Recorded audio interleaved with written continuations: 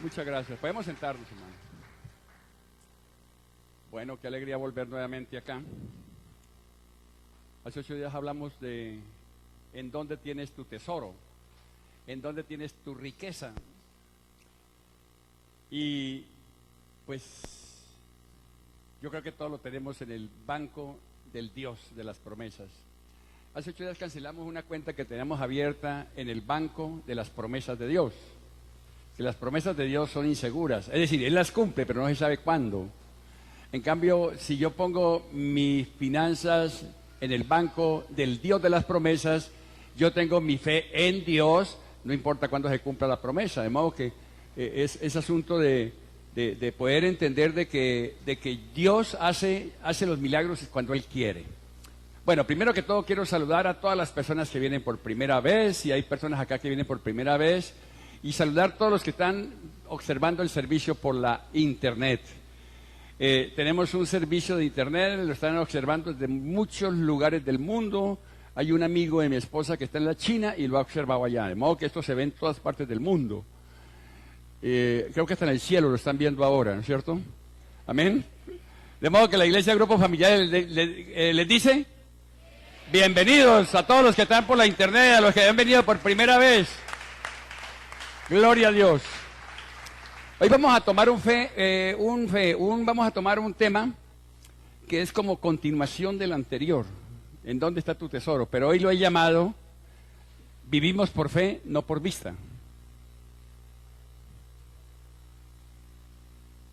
Vivimos, diga conmigo, vivimos por fe. Diga, vivimos por fe, no por vista. Es por fe. No por la vista física, ahí está, ¿sí ve? Vivimos por fe, no por vista. Genial. Entonces, cuando yo veo las cosas no necesito fe. Pero lo lindo es no verlas y saber que las tengo. Amén. No verlas y saber que las tengo. Y hoy tengo que hacer bueno, vamos a mirar cómo el Señor nos lleva. Tengo que hacer un pequeño repaso de algunos conceptos que hemos venido dando durante todo este tiempo sobre el reino y sobre la moneda del reino, sobre el banco donde depositamos la moneda del reino. Tenemos un capital muy importante dentro del reino como ciudadanos del reino. Nosotros ya no somos colombianos, no somos huilenses. Nosotros somos ciudadanos del reino. Entonces, como ciudadanos del reino, en el reino hay un sistema monetario, un sistema económico. Y hemos dicho que la moneda del reino se llama fe. Y así como el que tiene mucha fe en el reino es un multimillonario, igual que el que tiene muchos dólares en la tierra es un multimillonario. ¿Sí? O el que tiene muchos pesos en la tierra, porque una cosa es tener pesos, otra cosa es tener dólares. $1 millón son 2.000 millones de pesos, pero 1 millón de pesos es un solo milloncito de pesos. Entonces, también el tipo de moneda.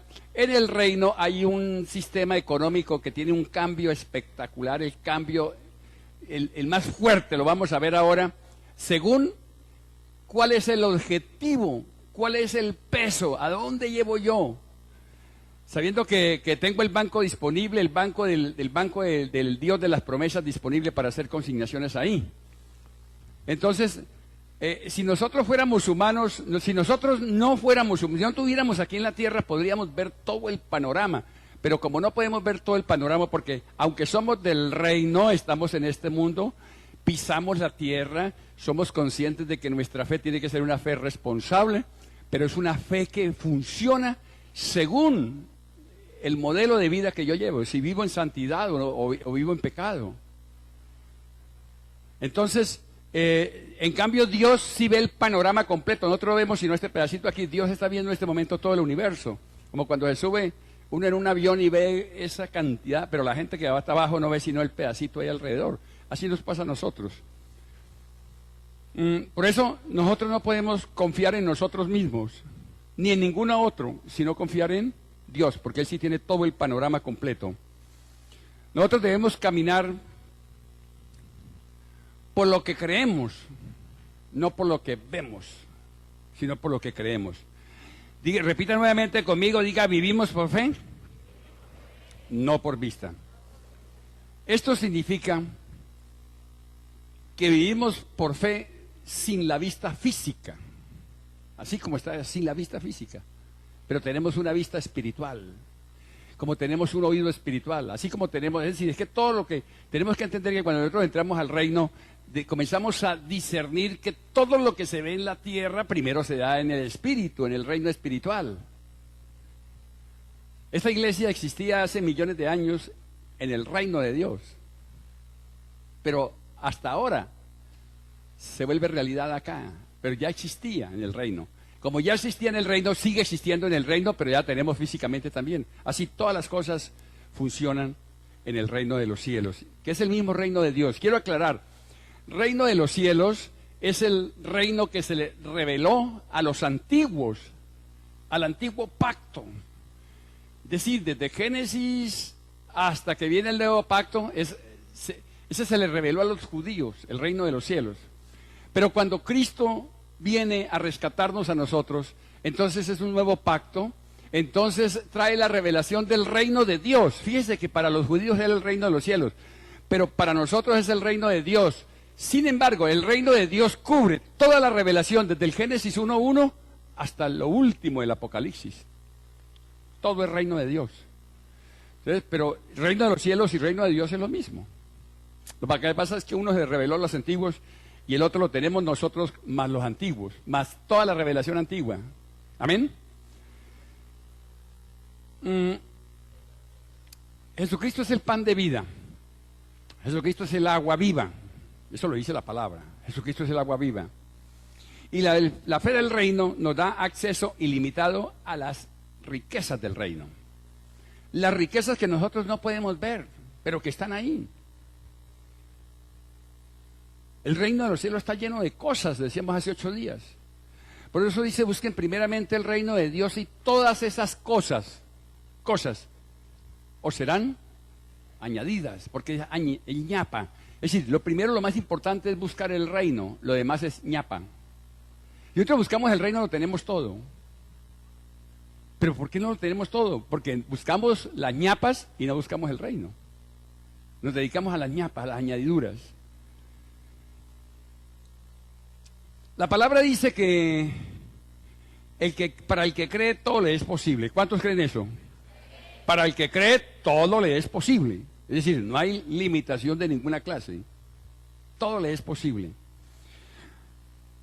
Ahora, usted en el reino, acá, hablemos primero acá en la tierra, ahorita, ¿qué es lo que vemos? Usted aquí en la tierra, o es rico o es pobre. En el reino, todos somos ricos. ¿Cuántos lo creen? ¿Lo pueden creer? Pero no lo veo contento, no le veo un aplauso al Señor, no le escucho nada. Si en el reino todos somos ricos, esa riqueza del reino se tiene que revelar y hacerla bajar. Pero en el reino todos somos ricos. Como en la tierra podemos hacer un paralelo. En la tierra está todo el dinero del mundo, pero el que no trabaje, pues no es rico, es un pobre. El que no tiene dinero es pobre.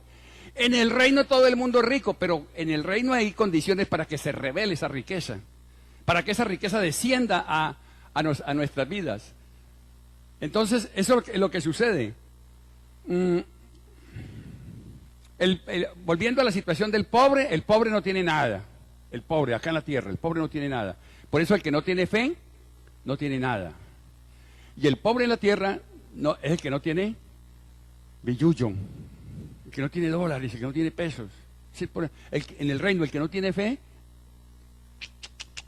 el diablo no anda tras de su casa, ni tras de su carro, ni tras de su mujer. El diablo no anda tras de nada de esas cosas. El diablo anda detrás de su fe.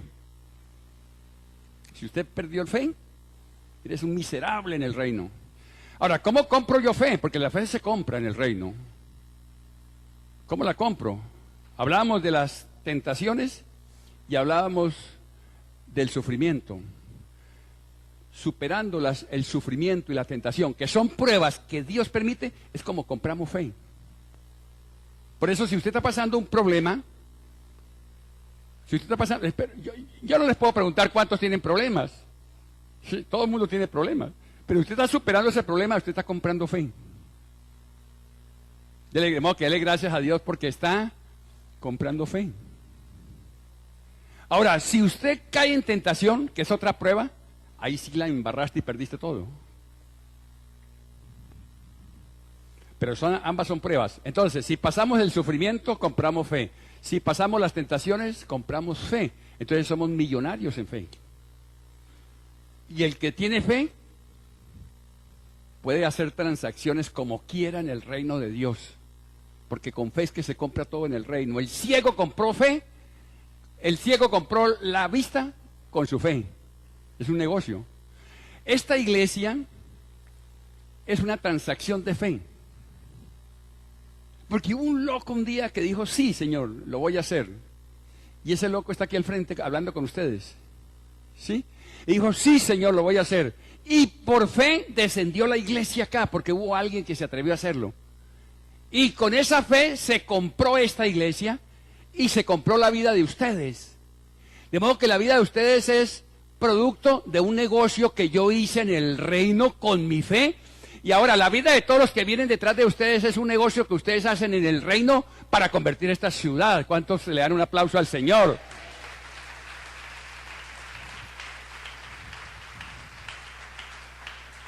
Este es el negocio. No podemos vivir en el reino sin fe. Más de lo que no podemos vivir en nuestro país sin dinero, sin un peso. Por eso, el que está sin 5, viven los que andan pobres. Muchos andan en la droga, muchos andan debajo de los puentes, muchos andan... Lo mismo pasa en el reino espiritual. El que no tiene fe es un gamín espiritual.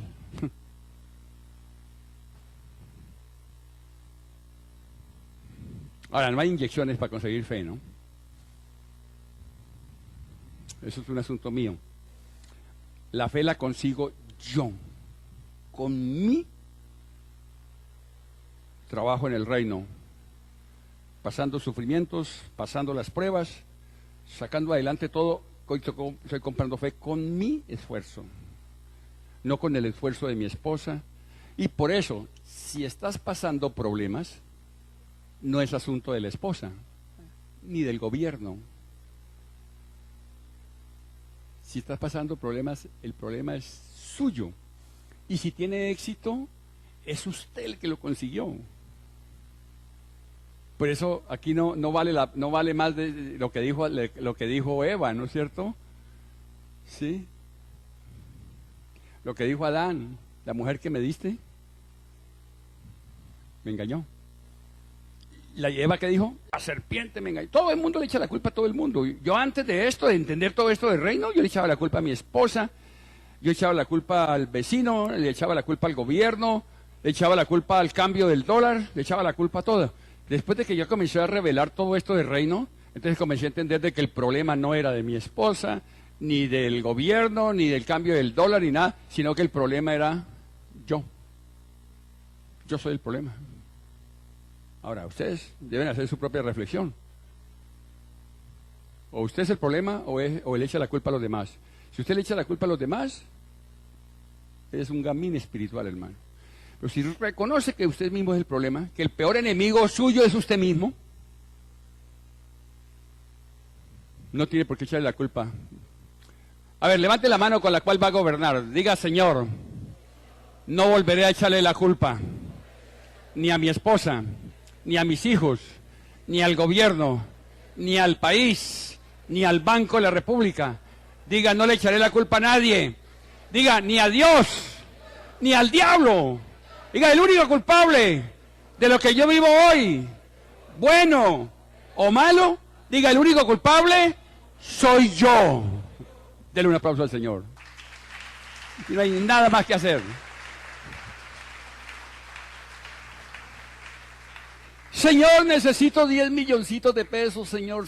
Y el Señor dice, pero no tengo ni idea por qué este necesita 10. No sé qué son 10 millones de pesos. Dios no sabe qué son 10 millones de pesos. Porque Dios dijo hace 2000 años, Mi hijo murió en la cruz y los dejó multimillonarios, entonces no tiene 10 millones. ¿Por qué?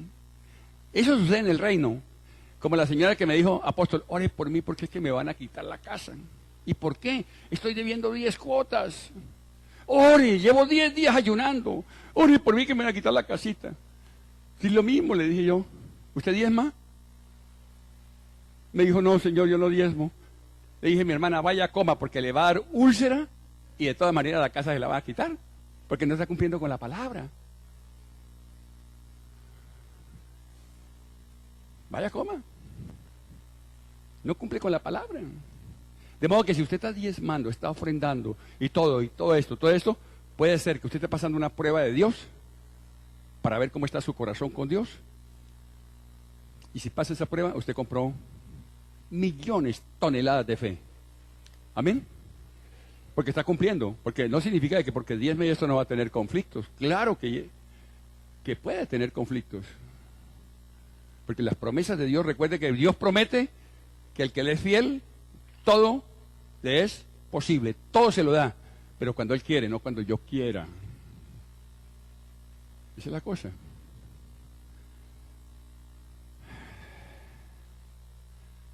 No podemos vivir en el reino sin fe. La riqueza se mide por el valor de la moneda. Acá aterricemos. Si la moneda en la tierra pierde su valor, no importa cuánto dinero tengas acá en la tierra. Eso lo llevamos al reino, pero miremos aquí en la tierra. Por ejemplo, la economía de muchas potencias han colapsado en el pasado. Muchas potencias. Alemania, después de la Primera Guerra Mundial, todos los multimillonarios alemanes, en marcos alemanes, quedaron en la ruina, porque valía más el papel con que se hacía un marco que el valor del marco. Quedaron en la ruina. Ese tipo de moneda es porque está sobre una base, sobre un objetivo que no es correcto. Y pasó, ¿y qué culpa tengo yo? Bueno, vamos a mirarlo. ¿Qué culpa tengo yo? ¿Cuál es mi problema? Los alemanes acaudalados de repente se encontraron en la ruina más tremenda. Ahora mismo en Estados Unidos acaba de pasar una crisis tremenda en el 2008 con la cuestión de las hipotecas. La gente confiada de que la crisis de los años 30 de Wall Street en los Estados Unidos también, mucha gente se suicidó por eso. ¿Por qué? Porque la moneda pierde valor. Algo similar pasó en la Argentina. ¿Ustedes recuerdan en la Argentina cuando hubo el famoso corralito? Que no valía nada. Y no tenían un peso argentino, nada. Multimillonarios, escuchaba un testimonio. Yo no me acuerdo dónde escuché el testimonio. Que un pastor veía por la televisión cómo los argentinos rompían los almacenes, combates para robarse todo, y él decía, mire, a ese lo conozco, ese fue el millonario de mi iglesia, y nunca dio un peso para la iglesia, nunca diezmó, y mire, ahora está rompiendo los supermercados para poderse comer una libra de arroz. Eran los millonarios. ¿Por qué? Porque perdieron todo. Él vio a los millonarios de su iglesia arrastrados. Y nunca en la iglesia dieron un peso para nada.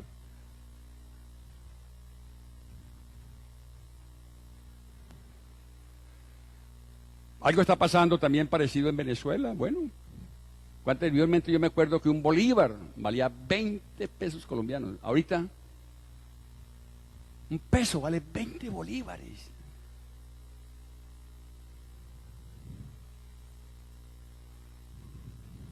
Lo mismo pasa con nuestra fe. La fuente de nuestra fe determina la calidad de la misma fe, es la fuente. Es solamente valiosa por la confiabilidad de la fuente. Es decir, nuestra fe, y vamos a mirar qué es la fuente, cuál es la fuente para que esa fe que tenemos nosotros sea una fe poderosa, que no vaya a tener una devaluación, una crisis como esta que estamos hablando de Argentina o de Alemania. ¿A dónde tenemos que llevar? ¿Cuál es la fuente de nuestra fe? Si la fuente de nuestra fe está en el dinero, ojo, Si la fuente de nuestra fe está en el dinero, cuando se acaba el dinero, se le acaba su fe. Si la fuente de su fe está en el trabajo, cuando lo boten del trabajo, perdió su fe. Vamos a mirar. ¿Están dormidos?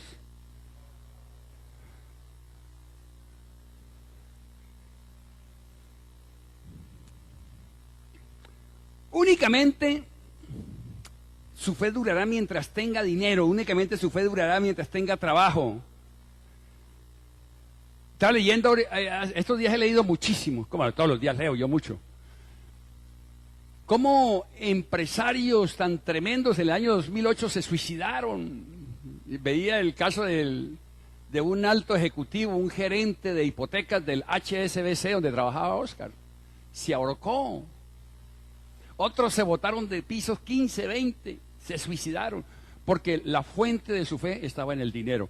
Se quebraron, entonces perdieron su fe y vamos a mirar. Eso es lo que queremos ver. Por ejemplo, dice, caminamos por fe y no por vista. Amén. Por eso lo vamos a mirar ahora.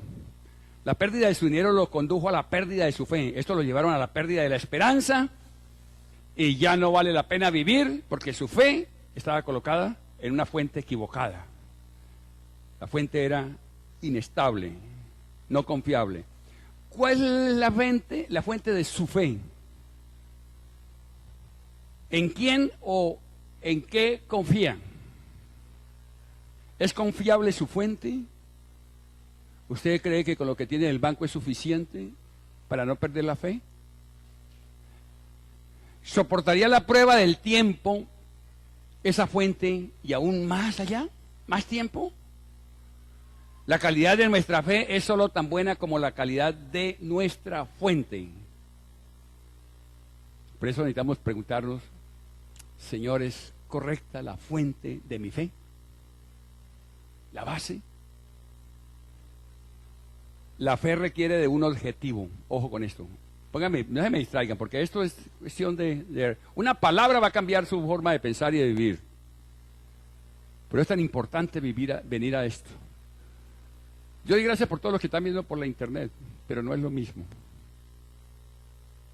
No es lo mismo. ¿Cuál es la fuente de tu fe? ¿Es confiable su fuente? ¿Soportaría la prueba del tiempo? ¿Es su fuente correcta? Porque la fe requiere de un objetivo. Algo o alguien en quien creer. Esa es la fuente de su fe. El objetivo de nuestra fe determina la cantidad o el tamaño de ella. Pensamos que lo más importante, que lo más grande tiene que ser nuestra fe. Y les tengo una sorpresa bien tremenda. El tamaño de nuestra fe, el tamaño de nuestra fe no puede exceder del tamaño de la fuente. El tamaño de nuestra fe no puede exceder del tamaño del objetivo, o sea, la fuente, que es lo mismo, el objetivo. Y vamos a leer Segunda de Reyes 4:1 y ahí vamos a aclarar un poquito el concepto, de ahí en adelante seguimos desarrollando el tema, porque esto parece que fuera como una introducción apenas. Usted no necesita ser economista, usted lo único que necesita es poner cuidado uno más y el Espíritu Santo le va a dar revelación de todo esto. La viuda de un miembro de la comunidad de los profetas le suplicó a Eliseo. Ustedes hemos leído muchas veces esto, yo nunca lo había visto por este lado. Pero miremoslo. La viuda de un miembro de la comunidad de los profetas le suplicó a Eliseo: mi esposo, su servidor, ha muerto. Y usted sabe que él era fiel al Señor. Ahora resulta que el hombre con quien estamos endeudados ha venido para llevarse a mis 2 hijos como esclavos. En ese tiempo las deudas se pagaban con los hijos. Ahora, yo no sé qué tan cierto sea lo que dice esta señora viuda, que si mi esposo era un hombre cumplidor, mi esposo, su servidor, ha muerto, y usted sabe que él era fiel al Señor.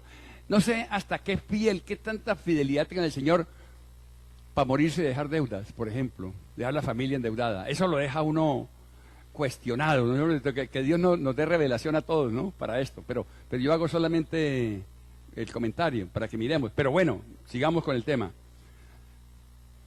Usted sabe que él era fiel al Señor. Ahora resulta que el hombre con quien estamos endeudados ha venido a llevarse a mis 2 hijos como esclavos. Por eso la deuda es una maldición. La deuda es diabólica. Usted no debe tener deudas con nadie. Ahora, ¿qué es deuda? Aquello que no tiene respaldo. Usted puede comprar una casa, nadie tiene 500 millones para comprar una casa, pero usted puede comprar una casa, da 50 millones de cuota inicial y queda debiendo 450. Pero esos 450 están representados en la casa, usted no tiene deudas. Usted tiene que pagar una mensualidad.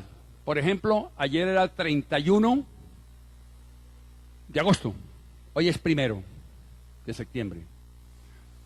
Si usted tenía que pagar la cuota de su casa ayer y la pagó, usted no tiene deudas. Pero si usted no la pagó ayer, ya hoy eso es una deuda. Eso es tema de otro, eso, como dijo la pastora en Colorado Spring, esos son otros 20 pesitos. Si usted si usted no pagó la renta ayer, y hoy ya es deuda, pero como ayer está el banco cerrado, entonces mañana la tiene que pagar, para que no sea deuda. Entonces todo esto, por eso la deuda, esta mujer la cogió, a este hombre lo cogió con deuda, se murió, lo cogió la muerte con deuda, y se murió y vinieron por sus hijos. ¿Y qué puedo hacer por ti?, le preguntó Eliseo. ¿Qué quiere que yo haga?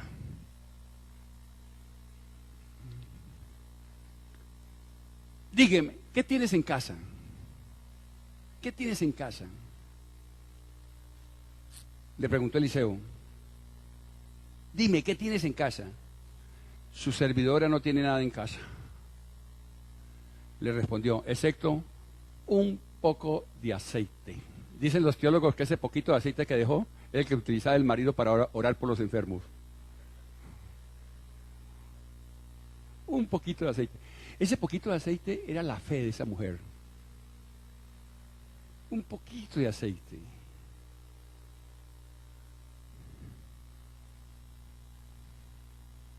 Eliseo le ordenó, sal y pide a tus vecinos que le presten sus vasijas, consigue todas las que puedas. En la otra versión dice,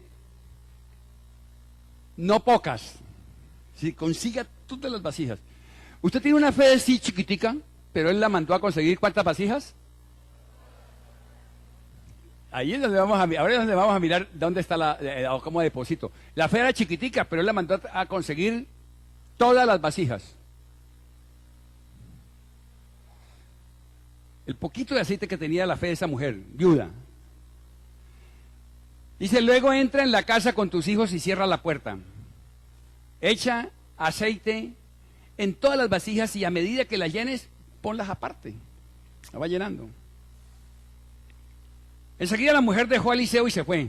Luego se encerró con sus hijos y empezó a llenar las vasijas que ellos le pasaban.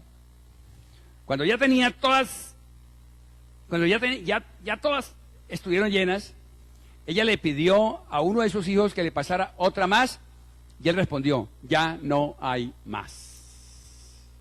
Dice, en ese momento se acabó la fe. La fe le alcanzó hasta las vasijas. ¿Sí ve que la fe no puede ser más que las vasijas? La fe debe ser, nosotros tenemos una medida de fe. Pero si la fe la tiene usted, la vasija suya es el banco, si la vasija suya es el trabajo, si ese poquito de fe que usted tiene lo deposita en el dinero que tiene en el banco, en sus estudios, en su capacidad, si su fe es eso, entonces la fuente es muy poquita, la vasija es muy poca. Usted tiene que tener es una fe, pero con vasijas a lo ilimitado. Dice, ya no hay más vasijas. En ese momento se acabó el aceite. La mujer se fue y se lo contó al hombre de Dios, quien le mandó. Ahora va a vender el aceite y paga sus deudas. Con el dinero que te sobre podrás vivir tú y tus hijos. A ver.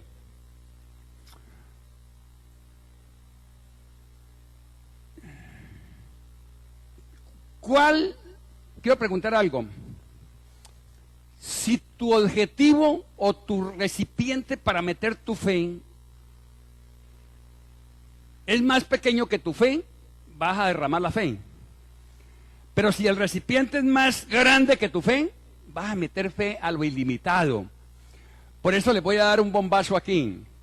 El único objetivo, el único recurso, la única vasija donde podemos meter nuestra fe y que no nos va a llamar, se llama Dios. Si usted coloca su fe en un objetivo que se llama Dios, usted va a meter fe a lo ilimitado porque Dios no tiene límite. ¿Cuántos lo creen, hermanos? Ahí está el secreto de esto. Ahí está el secreto de esto. Pero si su fe está en el dinero que tienes, en el banco que tienes, ahí no, por tener dinero en el banco no diezmas, estás en la olla, mi hermano. Estás en la olla. Si acaso tiene olla.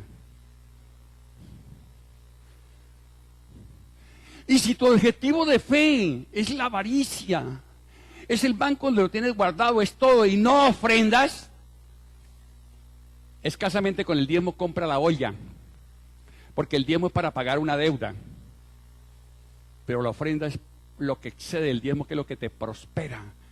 Entonces los que dan el diezmo, tienen que dar 9.999,99 y dan 9.999,99. Con eso que dan, compran la olla.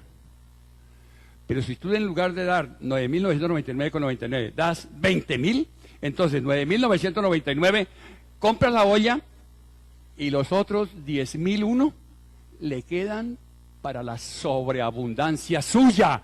De ahí es donde vives, mi hermano. Ahí es donde tú depositas el dinero, porque ahí estás confiando en Dios. El objetivo de tu fe está en Dios, no en lo que tienes en el banco, no en lo que tienes en el bolsillo.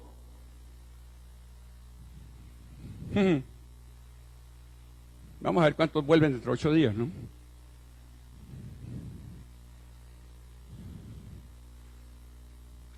Si tú no diezmas, estás robando. Porque el diezmo es un impuesto.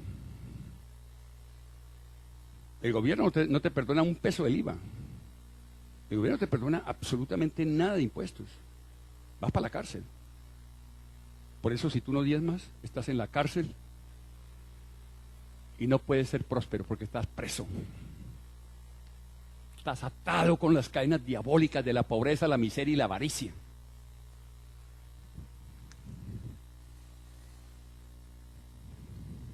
Entonces, eso es lo que pasó a esa mujer. Esa mujer, su fe fue creciendo hasta por las vasijas, pero se acabaron las vasijas, hasta ahí llegó.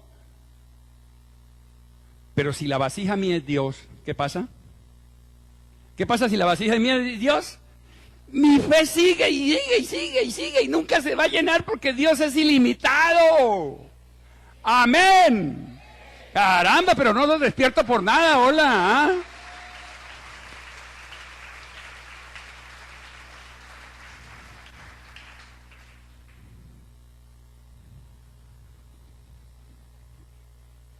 Por eso nuestra fe debe ser tan grande como el objetivo. No, el objetivo tiene que ser más grande que la fe, para poderla meter ahí. No pongas tu fe en el objetivo. El empleo se le puede acabar. Si su fe es suficiente. Mire, ¿cuánta gente viene aquí sin trabajo? En 8, 15 días, en un mes, y tienen un trabajito de salario mínimo. Dios está probando su corazón con un salario mínimo. Le está dando un dulcecito con un salario mínimo. Y ya vienen y hablan con el pastor, si acaso vienen, porque se pierden. No puedo ser líder porque ya conseguí un trabajito y ya no tengo tiempo. No tengo tiempo. Su objetivo era ese trabajo. ¿Cuántos vienen el viernes aquí por un milagro? Su fe es el milagrito. Tiene un uñero, entonces llega aquí y Dios le quita el uñero, lo sana, ¿sí? Pero su fe es un uñero. Tiene un cáncer, viene únicamente por el cáncer y se sana el cáncer, pero ahí quedó. Pero si usted viene no por el milagrito, sino por el dueño de los milagros, no solamente le va a sanar el cáncer, no solamente le va a sanar el uñero, sino que le va a sanar absolutamente, porque Él es el dueño absoluto de todo, mi hermano. ¡Amén! ¡Amén!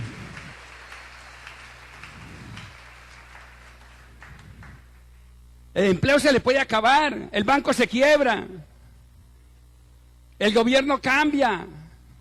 Tiene la esperanza en eso. El pastor le falla, el apóstol también es muy gritón.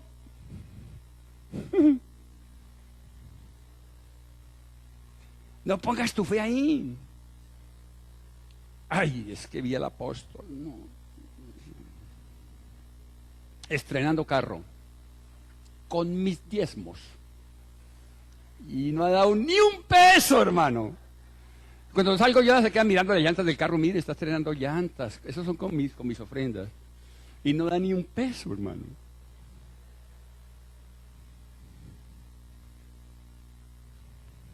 ¡Ja! ¿Sabe por qué estoy así? Porque esto fue lo que me dieron de cumpleaños los de los hermanos de una red.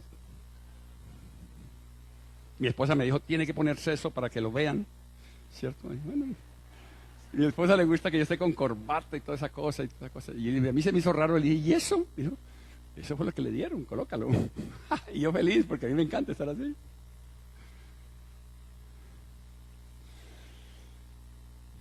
Ya tiene la fórmula, ¿no? Talla 36, ¿oye?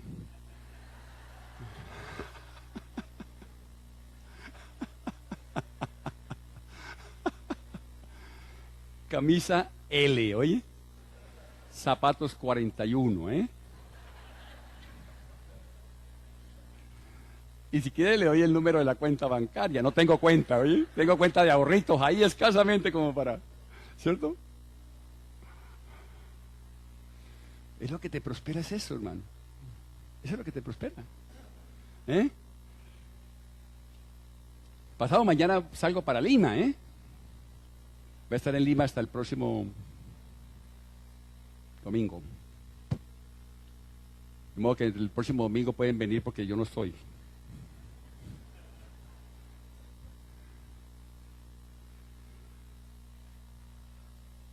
No pongas tu fe en las señales. No pongas tu fe. Esa es una vasija, un objetivo errado. No pongas tu fe en las sanidades ni en los prodigios. Esos son objetivos provisionales que desaparecen. Tu fe debe estar colocada en Dios. Ahí debe estar tu fe colocada en Dios. Ahí. Jamás te va a defraudar. Jamás se va a quebrar. El reino no se quiebra, hermano. Tenemos el rey más poderoso. Estás en el reino. Tu papá Dios y el mío jamás nos va a desamparar. Jamás. Tú vas a pasar dificultades, pero eso hace parte para conseguir más fe, hermano. Eso es el trabajo para conseguir más fe. Jamás nos va a defraudar. Por eso el objetivo de tu fe debe ser Dios, porque Dios es más grande que tu fe. El tamaño de nuestra fe no puede exceder el tamaño de su objetivo. Su objetivo debe ser Dios. Dios es más grande que todos los objetivos. Todo lo demás es más pequeño. Por eso tu fe no cabe. Es el único objetivo confiable. Solo Dios es eterno. Todo lo demás falla. Dice el Salmo 37:3, dice, confía en el Señor y haz el bien, establécete en la tierra y mantente fiel. Deleítate en el Señor y Él te concederá los deseos de tu corazón. Encomienda al Señor tu camino, confía en Él y Él actuará. ¿Cuánto le dan un aplauso al Señor por eso? Por esa promesa. Baje el aviso de Shakira. Copie eso ahí, baje la calcamonía de Shakira o de Michael Jackson y coloque esto en la alcoba de su hijo, ¿eh?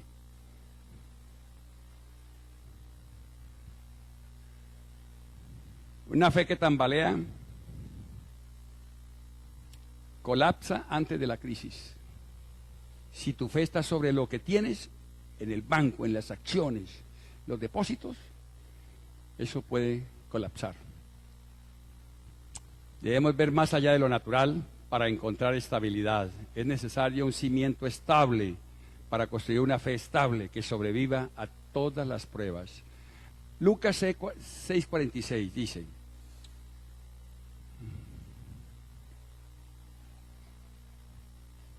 esto sí que me gusta porque dice, ¿por qué me llaman ustedes Señor, Señor y no hacen lo que les digo? Señor, Señor,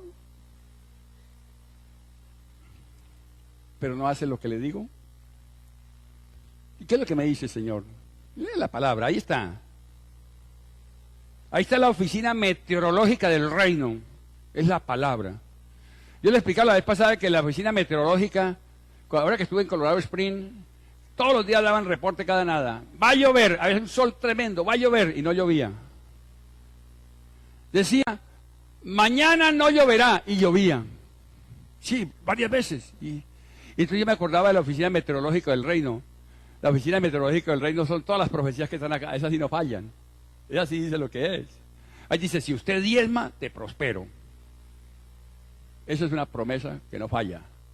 Eso se llama la oficina meteorológica del reino. ¿Por qué me llamas Señor, Señor, si no diezma? ¿Por qué me llamas Señor, Señor, si no ofrenda? ¿En qué me habéis robado? En vuestros diezmos y ofrendas. Búsquelo en su Biblia, ¿no?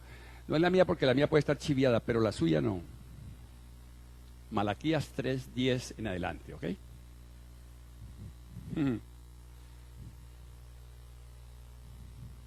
¿Para qué me llamas Señor, Señor si no me diezma?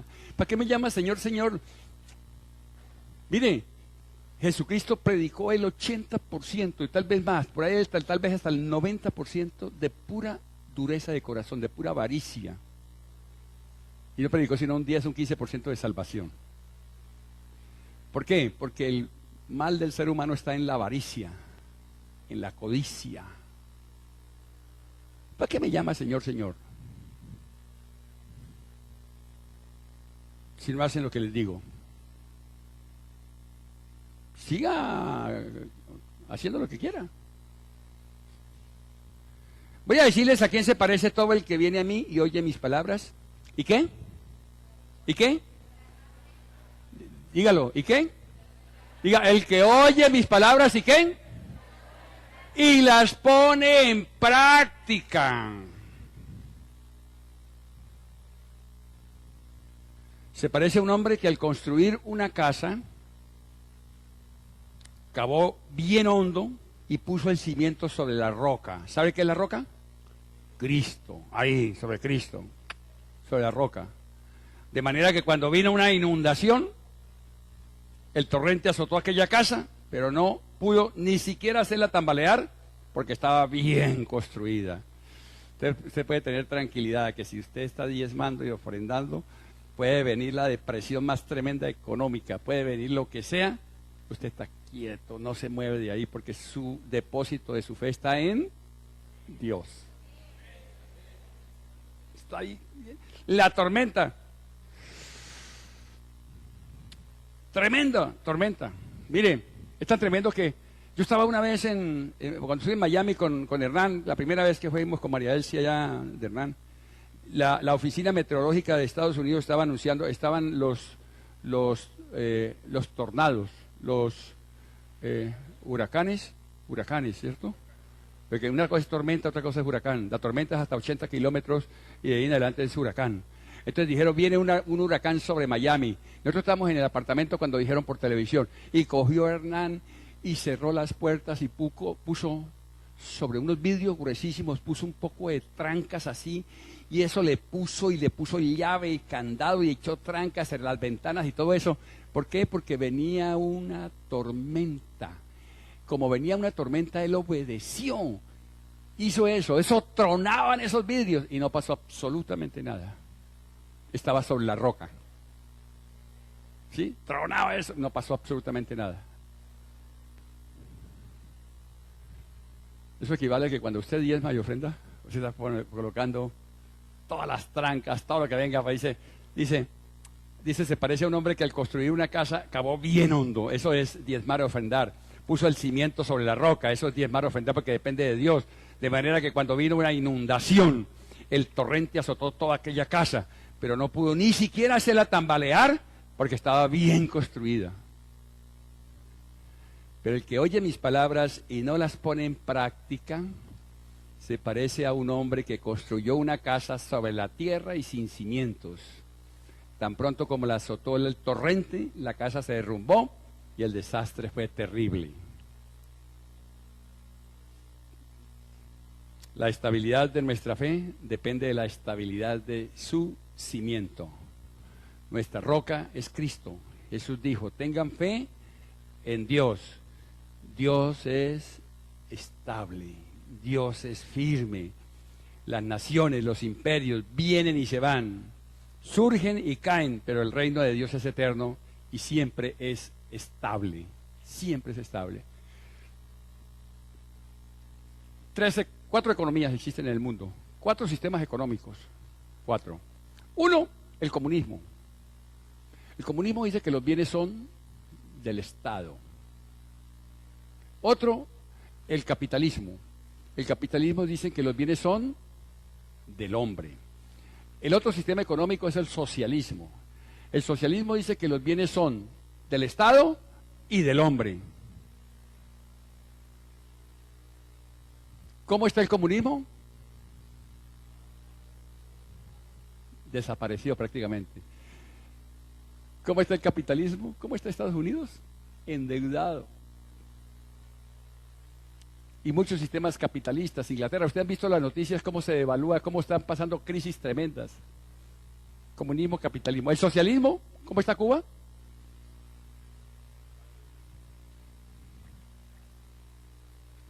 Pero hay un sistema económico que se llama el sistema económico de Dios. El sistema económico de Dios dice que los bienes no son del hombre, que los bienes no son del Estado, que los bienes no son ni del hombre ni del Estado, sino que los bienes son de Dios. Y ese no se quiebra nunca.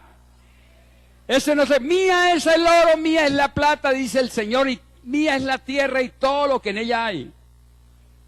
Ese es el sistema económico al cual pertenecemos nosotros, al sistema económico del reino de los cielos.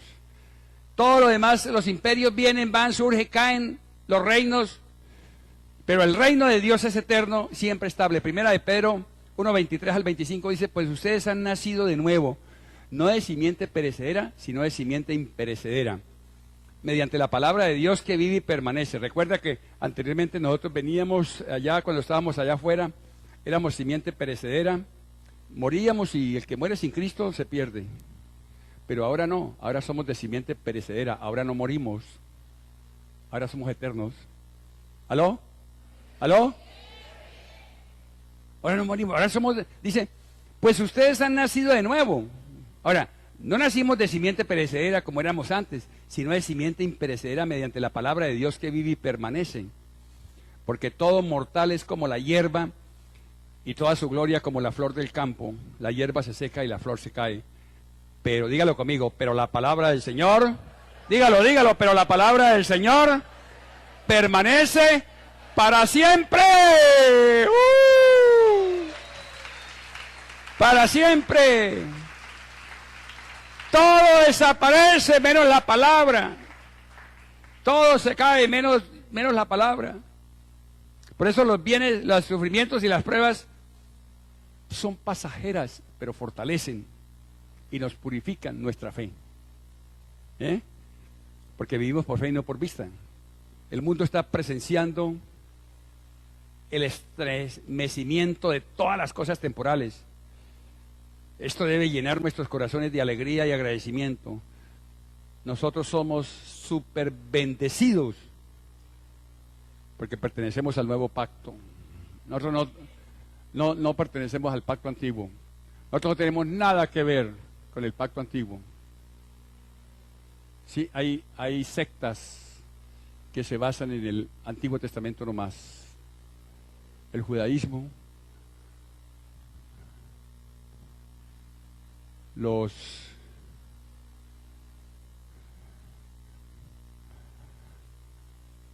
que vimos ayer, ¿cómo es que llaman? Los adventistas. Todos seguían por el Antiguo Testamento. Y el judaísmo, la religión, seguía por el Antiguo Testamento. Nosotros somos súper bendecidos. Los del Antiguo Pacto estaban en el monte Sinaí. Ojo con esto. Los del Antiguo Pacto estaban en el monte Sinaí. Allá, los del Antiguo Pacto. Cuando Moisés, allá en el monte Sinaí, allá recibieron las tablas, allá recibieron la ley y todo eso. Eso es sombra a lo que viene ahora con Cristo. Mire, los del Antiguo, vamos a mirarlo ahorita en Hebreos para que nos demos cuenta tremenda bendición que tenemos nosotros. Dice, los del Antiguo Pacto estaban en el monte Sinaí, donde había oscuridad, tinieblas, tormenta. Eso era terrible. Aún Moisés dijo, estoy temblando de miedo. El mismo Moisés lo dijo, estoy temblando de miedo. Eso está en Hebreos 12:21 y voy a leerles Hebreos 12:22 en adelante. Dice, por el contrario, eso es lo del Antiguo Testamento, ahora nosotros somos del Nuevo Pacto. Dice, por el contrario, ustedes se han acercado al monte Sión. ¿Aló? Sí. Ustedes se han acercado al monte, nosotros estamos en el monte Sión. A la Jerusalén celestial, la ciudad del Dios viviente, ya no del Dios de los muertos, del Dios viviente. Se han acercado a millares y millares de ángeles. Ojo, por eso estamos rodeados de ángeles protectores. No el ángel de la guarda, mi dulce compañía, no. Son millones de ángeles alrededor nuestro que tenemos que conocer cómo se activan a favor de nosotros en momentos de peligro y en momentos de necesidad. Ellos no hacen caso sino a Dios, ellos no le hacen caso a nosotros, pero nosotros le podemos decir a Dios, Señor, activa tus ángeles a mi alrededor. Y cuando activa los ángeles, Dios, hermano, usted puede pasar por medio de los peligros. Yo he pasado por medio de secuestradores, yo he pasado por medio de ladrones, me he quedado varado y le digo, Señor, ángeles, y llegan y me desbaran, y después caigo en cuenta que son ángeles. Son los ángeles que Dios me mandó. Uno no cae en cuenta en el momento, porque se enloquecería. Tengo cualquier cantidad de testimonios, dice, se han acercado a millares y millares de ángeles a una asamblea gozosa, a la iglesia de los primogénitos inscritos en el cielo, somos nosotros, porque Jesucristo es el primogénito de primogénitos. Y nosotros somos primogénitos con Él, coherederos. La iglesia de los primogénitos inscritos en el cielo se han acercado a Dios, el juez de todos, a los espíritus de los justos que han llegado a la perfección. Dice a Jesús, el mediador del nuevo pacto, y a la sangre rociada, que habla con más fuerza que la de Abel. Ojo, la de Abel, la sangre de Abel clama venganza. Clama venganza. Ustedes leen ahí en el Génesis, ahí dice que la sangre de Abel clama venganza, la sangre de Cristo clama perdón. Wow. Tengan cuidado de no rechazar al que habla. Ojo, tengan cuidado de no rechazar al que habla, pues si no escaparon aquellos que rechazaron al que los amonestaba en la tierra, en el Antiguo Testamento, que era Dios. Ahora es Cristo el que nos amonesta a nosotros acá y que está en el cielo. Por eso dice, tengan cuidado de no rechazar al que habla, pues si no escaparon aquellos que rechazaron al que los amonestaba en la tierra, mucho menos escaparemos nosotros si le volvemos la espalda al que nos amonesta en el cielo, que es Cristo. Amén. En aquella ocasión, su voz conmovió la tierra, pero ahora ha prometido, una vez más haré que se estremezca no solo la tierra, sino también el cielo.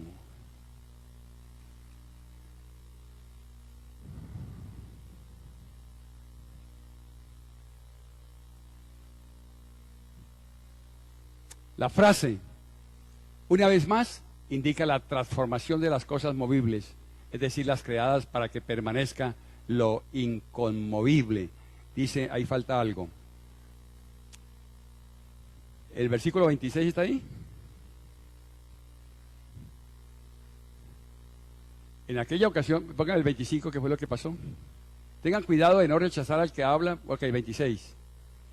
En aquella ocasión su voz conmovió la tierra, pero ahora ha prometido, una vez más, diga conmigo, una vez más, haré que se estremezca no solo la tierra, sino también el cielo. Siga. La frase una vez más, mire lo que significa, indica la transformación de las cosas movibles. Es decir, las creadas para que permanezca lo inconmovible. Lo inconmovible es el reino de Dios donde pertenecemos nosotros.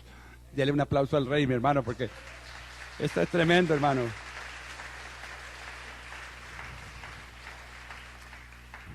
Esto es tremendo, mis hermanos.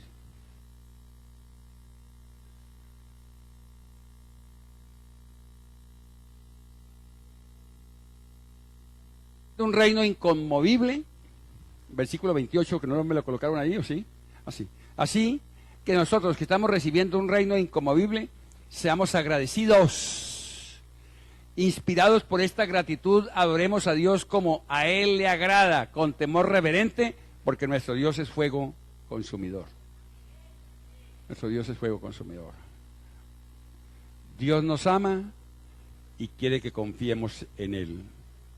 Él puede estremecer y hacer desaparecer lo que tenemos para que confiemos en Él. No te confíes de lo que tiene, mi hermano.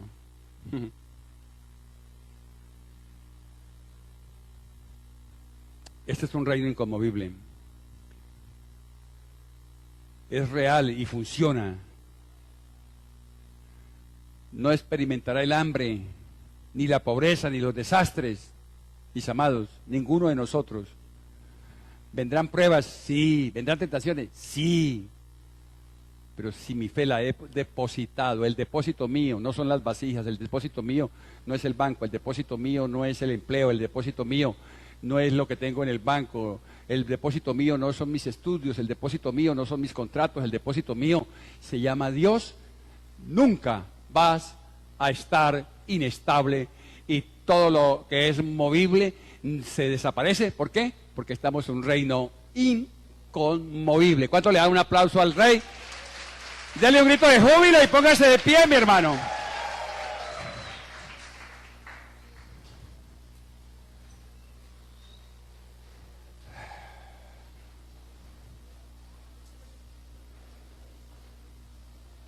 Dios nos bendice, ojo, pongan cuidado. Dios nos bendice con el cielo aquí en la tierra. ¿Aló? Aquí tú estás viviendo el cielo, mi hermano. El cielo está aquí en la tierra, el reino de los cielos está aquí con nosotros. Eso lo dijo el maestro. Digo, no pregunten dónde está el reino. Unos dirán que a la derecha, otros dirán que a la izquierda, que allá, que acá. No pregunten. Dios, están buscando señales para saber cuándo viene el reino. No se preocupen, porque el reino está dentro de vosotros. Amén. El reino está con nosotros. Mientras que afuera hay confusión, en el reino hay paz. ¿O cómo llegaste? Llegaste lleno de temores y lleno de resentimientos y de odios. ¿Y cómo estás ahora? Paz. Nuestro corazón descansa en Él. Nuestro corazón no descansa en nosotros, descansa en Él. Estamos recibiendo un reino de paz, de abundancia, de unidad. Por eso el mundo no puede entender nuestra alegría. Para el mundo lo malo es bueno, y lo bueno que es esto para ellos es malo. La gente no entiende.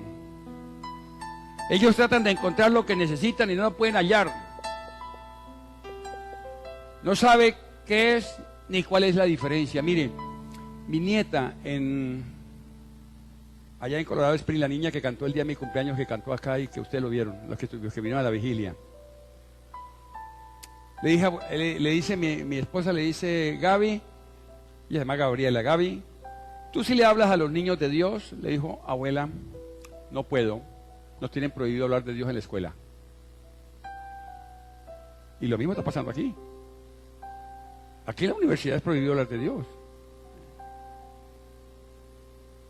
Y yo me preguntaba ayer, una medallista que salió por televisión, que ganó medalla en judo, medalla de oro, nombró como 10 veces a Dios. Y todo lo puedo en Cristo que me fortalece, y Dios es el que me dio la medalla, y Dios es el... Yo dije, a esa mujer la deben ahorcar entonces, porque está nombrando a Dios.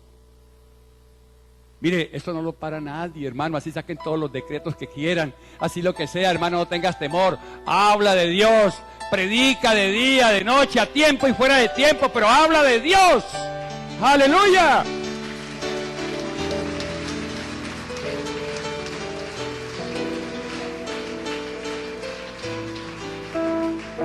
El reino de Dios no le teme a nada. El reino de Dios está cimentado sobre lo invencible que es Cristo. Ningún político, ningún presidente podrá con el reino de Dios. Y entre más persecución haya, más crecemos. ¿Cuántos lo creen, hermanos? Más vamos a crecer, más vamos a crecer, más vamos a crecer, más vamos a crecer.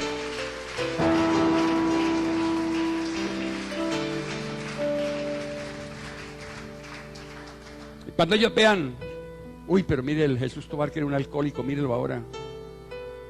Ya me lo dicen. Yo me encontré con una señora, me decía, yo que le voy a creer a usted, si lo conocí borracho, sin vergüenza y tal cosa, yo que le voy a creer a usted. Le dije, a mí no me crea, está bien, tiene toda la razón. ¿Sabe qué es lo que pasaba? Que en esa época usted y yo éramos igualitos. Dijo, ¿cómo así? Sí, hace 50 años usted y yo éramos iguales. Usted era católica, yo era católico. La diferencia es que usted ahora sigue siendo católica, pero yo soy cristiano. De modo que somos distintos, somos diferentes. Que me crea o no me crea, no me preocupa. Créale a Dios, que no miente.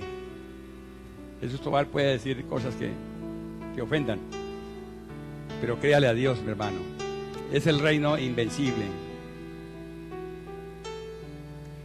Cuando nos vean tranquilos, prósperos, la vida en el reino funciona. Luego sabrán que el reino de Dios es tan real y que funciona. Diga conmigo, ¿vivimos por fe? Diga, ¿vivimos por fe? Te damos gracias, Señor, porque tú nos has entregado el capital más valioso, la fe.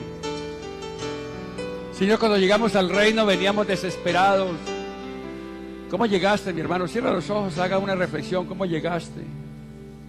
Sin esperanza, sin nada, arruinado. Puedes tener dinero, pero no importa, eso es lo de menos. Puedes tener lo que tengas, mi hermano, no importa. Venías con rencor, con odios, matrimonios destruidos, conflictos en la casa. Conflictos en la casa. Ahora mire esta palabra que Dios me entrega en este momento. Usted en su casa anteriormente era un cúmulo de problemas que no se notaban, estaban ahí. Anoche nos reunimos con mis hermanos en mi casa. Tomamos unos vinos sabrositos, por si acaso le llegan a contar. Y hablábamos de quiénes éramos nosotros antes de Cristo. Borrachos, adúlteros.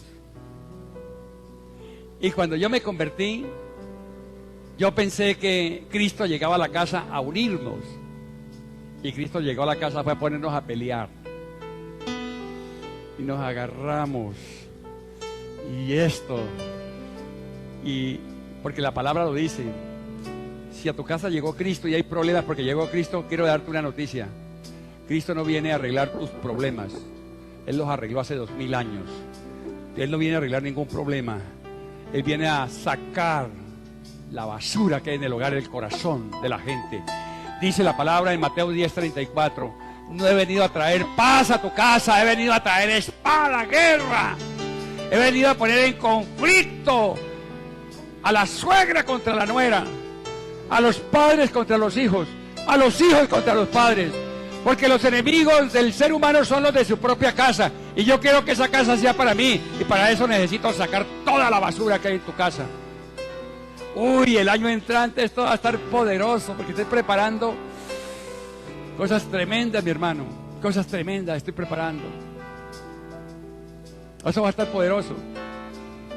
Pero lo que sí le garantizo es que cuando hablemos de eso, lo pongamos en práctica, la vida en hogar, la familia va a quedar consolidada, va a quedar firme, mi hermano. Amén.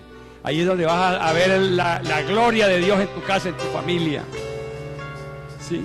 De modo que nos reunimos anoche, estuvimos conversando. Cristo llegó a nuestra casa a dividir nuestra familia. Sí. Él llegó a ponernos en conflicto. Pero ese conflicto pasa. Ese conflicto pasa. Porque los que estamos ahí en nuestro hogar, en nuestra familia, estamos unidos en Cristo. Y toda la hipocresía y toda la falsedad que había entre nosotros desapareció. Pero para eso hubo necesidad que hubiera conflicto. De modo que tu familia, Cristo llega a unirlos, a prosperarlos. Sí, tienen que pasar pruebas difíciles. Lleve el mensaje a tu familia que es impía y verá cómo te tratan, no importa. Sigue predicando, mi hermano. Y más que predicar, sigue el ejemplo.